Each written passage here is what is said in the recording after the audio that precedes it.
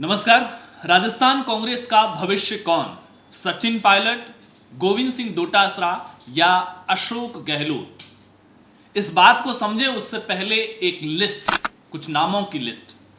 सांसद ब्रिजेंद्र ओला, मुरारी लाल मीणा, हरीश मीणा, भजन लाल जाटव, संजना जाटव, राहुल कसवा, कुलदीप इंदौरा, उम्मेदाराम बेनीवाल। विधायकों में हरीश चौधरी, वीरेंद्र सिंह, सुरेश मोदी, नरेंद्र बुढ़ानिया, मुकेश भाकर, रामनिवास गावड़िया, अमीन कागजी, रोहित बोहरा, रमीला खीडिया, रीटा चौधरी, जुबैर खान, रतन देवासी, गणेश घोगरा, अनिल शर्मा, विद्याधर चौधरी, अनीता यादव, मनीष यादव, ललित यादव, विकास चौधरी, एमएल मीणा, सुरेश गुर्जर, संजय जाटव, रुपेंद्र सिंह कुन्नर, अभिमन्यु पूनिया और भैरव सिंह परिहार। हालांकि मध्य प्रदेश के विधायक है।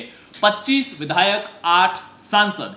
इसके अलावा पूर्व मंत्री और विधायकों की अगर बात करते हैं तो हेमाराम चौधरी, परसराम मोरदिया, ब्रज किशोर शर्मा, प्रताप सिंह खाचरियावास, ममता भूपेश, जाहिदा खान, नसीम अख्तर, कृष्णा पूनिया, पूर्व अध्यक्ष राज्य क्रीड़ा परिषद, जोगेंद्र अवाना, पूर्व अध्यक्ष देवनारायण बोर्ड, धीरज गुर्जर, पूर्व अध्यक्ष राजस्थान बीज निगम, महेश शर्मा, पूर्व अध्यक्ष विप्र कल्याण बोर्ड, संदीप यादव, पूर्व अध्यक्ष एनसीआर आधारभूत विकास बोर्ड, वाजिब अली, पूर्व अध्यक्ष खाद्य उद्योग, लाखन मीणा, पूर्व अध्यक्ष डांग क्षेत्रीय विकास मंडल, गफूर अहमद, पूर्व चेयरमैन श्रम सलाहकार समिति, मदन गोपाल मेघवाल, पूर्व महानिदेशक doctor Bhimrao Ambedkar foundation, Ganga Devi, GR Khatana, PR Meena, प्रशांत बैरवा, वेद प्रकाश सोलंकी, कैलाश मीणा, राकेश पारिक, ओम प्रकाश हुड्ला, अमर सिंह जाटव, प्रकाश बैरवा, कमल बैरवा, महेंद्र मीणा, रामचंद्र रावत, रामस्वरूप कसाना, इंद्राज गुर्जर, दिलीप चौधरी, प्रकाश चौधरी, दाताराम गुर्जर, राजेंद्र डूंगरा,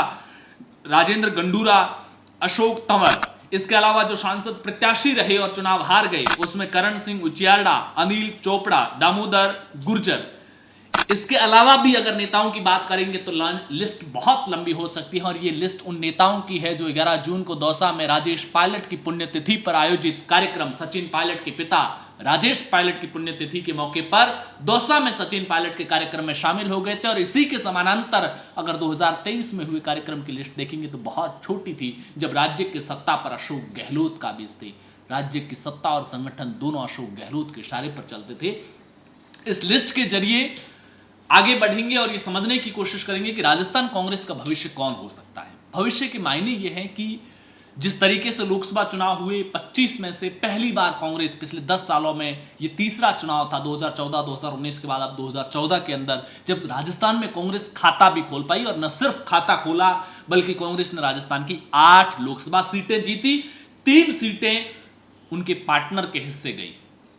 सीकर अमराराम चौधरी कॉमरेड सीपीआई के प्रत्याशी के तौर पर चुनाव जीते। नागौर से हनुमान बेनीवाल आरएलपी जो कांग्रेस के साथ गठबंधन, और बांसवाड़ा डूंगरपुर से भारतीय आदिवासी पार्टी के राजकुमार रोज चुनाव जीते जो कांग्रेस के साथ गठबंधन में थे। सचिन पायलट की जिस तरह की लोकप्रियता है, सचिन पायलट की प्रदेश स्तर पर एक्सेप्टेंस है, तो वहीं गोविंद सिंह डोटासरा ने लोकसभा चुनाव में जिस तरीके से प्रदेश अध्यक्ष के तौर पर एक जो देसी स्टाइल में लोगों के साथ कनेक्शन बिल्ड किया है और अपनी व्यक्तिगत लोकप्रियता को इंक्रीज करने के साथ साथ बीजेपी को बयानों से और रणनीति से जिस तरह से घेरने में कामयाबी हासिल की, उसकी वजह से गोविंद सिंह डोटासरा का कद बढ़ा है। अब उनकी पहचान प्रदेश स्तर के नेता पर हो गई थी, क्योंकि जब तक अशोक गहलोत राजस्थान के मुख्यमंत्री थे, गोविंद सिंह डोटासरा की किस्मत उसी समय खुली थी जब 2020 के अंदर सचिन पायलट अपने 19 विधायकों के साथ मानेसर में डेरा डाल दिए। राजस्थान में सियासी बगावत हुई और उस बगावत के बाद में सचिन पायलट को डिप्टी सीएम के साथ साथ पीसीसी अध्यक्ष के पद से हटाया गया और उसकी जगह पर गोविंद सिंह डोटासरा को पीसीसी का अध्यक्ष बनाया गया। यह संदेश गया कि गोविंद सिंह डोटासरा अशोक गहलोत द्वारा रिमोट कंट्रोल आदमी है, अशोक गहलोत के इशारों पर चलेंगे। और यह परसेप्शन पब्लिक डोमेन पर भी था। और कई बार मुझे याद है विधानसभा चुनाव के दौरान एक कार्यक्रम के बीच में शेखावाटी का कोई जिला था, चूरू या सीकर, वहां अशोक गहलोत कार्यक्रम जाते और विधानसभा चुनाव से पहले अशोक गहलोत जहां जहां जाते गोविंद सिंह डोटासरा और तमाम प्रदेश स्तर के नेताओं को अपने साथ रखते। एक मैसेज होता है कि सुप्रीमेसी किसके पास में, और ये सेकंड रॉ उनको फॉलो कर रही है, सेकंड जो लाइन है लीडरशिप की वो इनको फॉलो कर रही है। तो ऐसा बताया जाता है सर्किट हाउस में बैठे हुए बंद कमरे के अंदर गोविंद सिंह डोटासरा का गुस्सा भड़क गया था। उन्होंने अपने कुछ करीबी लोग उनके सामने कहा था कि ये पट्टा जो गले में डाल रखा है ये निकल ही नहीं रहा, और जहां जाओ वहां पट्टा डालकर अपने साथ में ले जाते हैं। एक तरह से सफोकेशन फील कर रहे थे गोविंद सिंह डोटासरा, क्योंकि 2020 में प्रदेश अध्यक्ष बनने के बाद अगले 2-2.5 साल तक गोविंद सिंह डोटासरा भी अपनी इमेज को प्रदेश स्तर पर अपनी खुद की लीडरशिप को स्टैब्लिश करना चाहते थे। लेकिन ये खुला हाथ मिला जब राजस्थान में कांग्रेस सत्ता से बाहर हुई, अशोक गहलोत की पावर उनके हाथों से चली गई। तब गोविंद सिंह डोटासरा ने खुद को प्रदेश अध्यक्ष के तौर पर पूरे राजस्थान के अंदर सुखजिंदर सिंह रंधावा को साथ में लेकर के, जो प्रदेश प्रभारी थे उनको लेकर के, नेता प्रतिपक्ष टीकाराम जूली को साथ में लेकर के राजस्थान की हर एक लोकसभा का दौरा किया।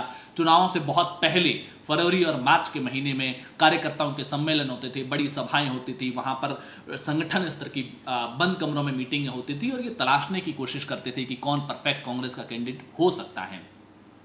जहां जहां उनको गठबंधन की संभावनाएं लगी उन्होंने गठबंधन किया और कामयाबी मिली। राजस्थान में बीजेपी 2014 और 2019 दोनों में क्लीन स्वीप करने वाली बीजेपी इस बार 14 सीटों पर सिमट गई। 25 में से 8 कांग्रेस ने जीती और 3 सीकर, नागौर और बांसवाड़ा डूंगरपुर कांग्रेस का जिनके साथ गठबंधन था वो जीते। तो इस वजह से जिस तरीके से उन्होंने देसी गानों पर डांस के जरिए लोगों एक लोकल कनेक्ट एस्टैब्लिश करने की कोशिश की, उन्होंने जो जिस तरीके से डांस करते थे गानों पर, और इसके जरिए जो एक कम्युनिटी विशेष में तो बहुत ज्यादा अपने आप को एस्टैब्लिश करने में कामयाबी मिलती ही है। कम्युनिटी का, उस कम्युनिटी विशेष का नेता तो आप अपने आप को साबित कर ही लेते हैं, लेकिन साथ ही साथ देसी अंदाज के जरिए बाकी कांग्रेस कार्यकर्ताओं में भी उत्साह भरने का, जोश भरने का काम भी किया, और इसमें बहुत हद तक कामयाबी मिली। और एक विशेष बात यह कि राजस्थान में इस बार जाटों ने कांग्रेस का भरपूर साथ दिया। अगर नागौर को छोड़ दिया जाए, नागौर कांग्रेस के गठबंधन के हिस्से थे, तो वो भी कांग्रेस का ही साथ समझा जाए। ऐसे में गोविंद सिंह डोटासरा जाट नेता है, उनकी वजह से, उनके स्टाइल की वजह से, उनके अग्रेसिव एटीट्यूड की वजह से उनसे कनेक्ट हुए हैं। तो जाट वोटर को साथ में बनाए रखने के लिए क्या गोविंद सिंह डोटासरा ही प्रदेश अध्यक्ष के तौर पर कंटिन्यू करेंगे? क्योंकि अब लोकल बॉडी के इलेक्शन आ रहे हैं और यहां से प्रदेश अध्यक्ष अगर नहीं बदला जाता है तो लगभग ऐसा माना जाता है कि अगले चुनाव तक वही प्रदेश अध्यक्ष रहेगा। इसके अलावा सचिन पायलट, एक खास बात यह है कि राजस्थान नहीं, हरियाणा हो, मध्य प्रदेश हो, उत्तर प्रदेश हो, इसमें तो बहुत ज्यादा सचिन पायलट की राजस्थान के बाहर भी पॉपुलैरिटी है। और पार्टी ने इस बार के चुनाव में ओडिशा से लेकर केरल और दिल्ली से लेकर उत्तराखंड, हिमाचल, कश्मीर तक सचिन पायलट का भरपूर इस्तेमाल लिया। सचिन पायलट की डिमांड गांधी परिवार के बाद बहुत ज्यादा थी। गांधी परिवार के बाद में अगर किसी नेता की सबसे ज्यादा डिमांड थी तो कांग्रेस के राष्ट्रीय अध्यक्ष मल्लिकार्जुन खड़गे को छोड़कर तो वो सचिन पायलट की थी। दूसरा बात, पूर्वी राजस्थान के अंदर गुर्जर वोटर सचिन पायलट की वजह से 2018 की तरफ फिर से कांग्रेस की तरफ आ सकता है, और कांग्रेस फिर से 2028 में उनका सत्ता में आने का रास्ता काफी हद तक बहुत आसान हो सकता है। एक ये फैक्टर होता है। लेकिन इन सबके बीच में अशोक गहलोत को आप उस हद तक नजरअंदाज नहीं कर सकते। अशोक गहलोत एक मजे हुए नेता माने जाते हैं। जब 2013 में कांग्रेस की बहुत बुरी स्थिति हो गई थी अशोक गहलोत के राजस्थान में सत्ता में रहते हुए, जब कांग्रेस 21 सीटों पर सिमट गई थी, तब ये चर्चाएं थी। सचिन पायलट को तभी राजस्थान में भेजा था राहुल गांधी ने राजस्थान कांग्रेस का प्रदेश अध्यक्ष बना करके जनवरी 2014 के अंदर, जब वो केंद्र सरकार में मंत्री थे मनमोहन सिंह यूपीए 2 के दौर में। ऐसा कहा गया था कि अशोक गहलोत चैप्टर है वो राजनीति से अब क्लोज हो चुका है।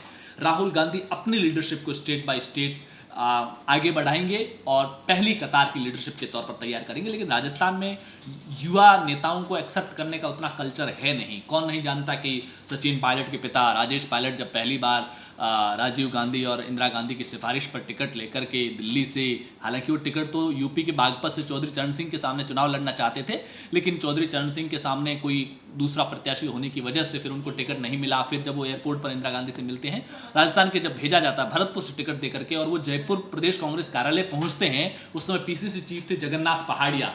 तब जगन्नाथ पहाड़िया को जब उन्होंने खुद का परिचय दिया कि मैं राजेश पायलट हूं और मुझे राजीव गांधी ने भेजा, तो जगन्नाथ पहाड़िया ने उनका मजाक उड़ाया था, उनको एक्सेप्ट नहीं किया था। हालांकि बाद में जब संजय गांधी का फोन आता है तब जाकर के वो एक्सेप्ट करते हैं।